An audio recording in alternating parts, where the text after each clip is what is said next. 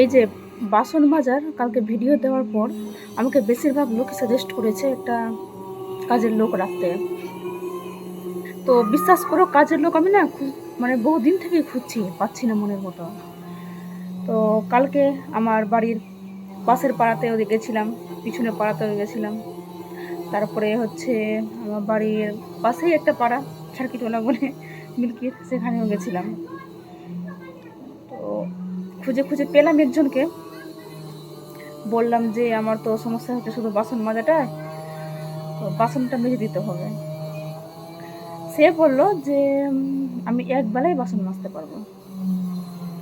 আর সে টাকাটা বলল নিবে 10,000 টাকা।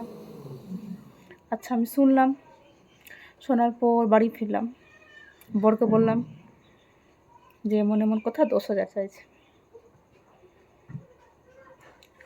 তো বর কী করবে? আচ্ছা আমার মাথায় একটা আর আইডিয়া আসলো। বরকে বললাম